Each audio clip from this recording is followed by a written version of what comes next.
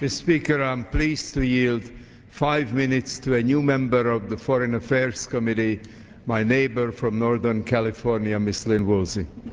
The gentlewoman from California is recognized for 5 minutes.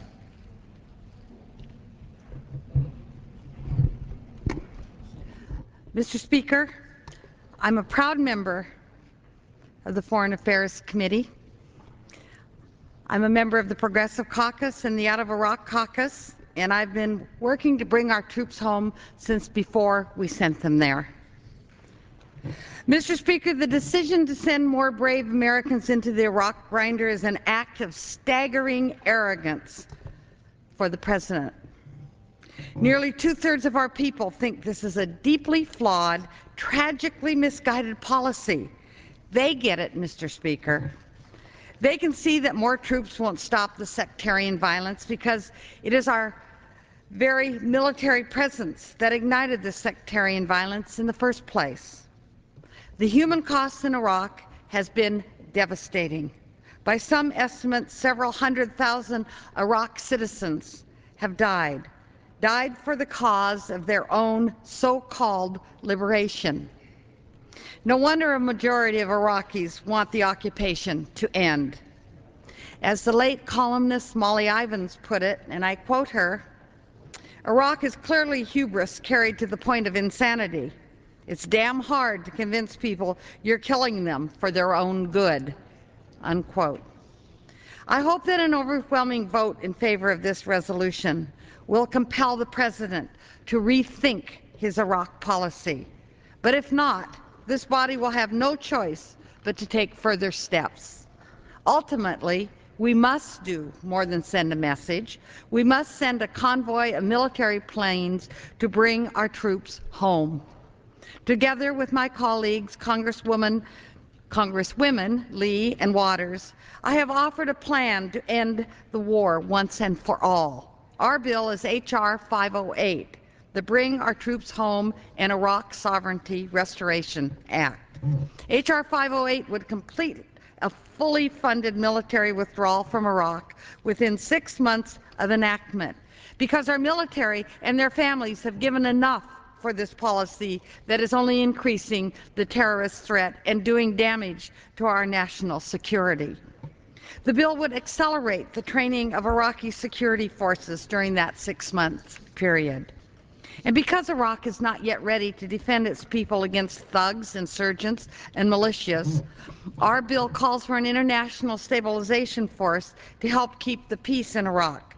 But it would stay only for 2 more years and would deploy only at the request of the Iraqi government. Because we've already poured enough of the people's money down this sinkhole, H.R. 508 would prohibit any further funding to deploy U.S. troops, but would provide the resources for a safe withdrawal of all of our U.S. military personnel and contractors. The proposal would also provide for humanitarian aid and major investments to rebuild Iraq's physical and economic infrastructure, because taking our troops out of Iraq doesn't mean abandoning Iraq. We can and we must go from military occupier to reconstruction partner.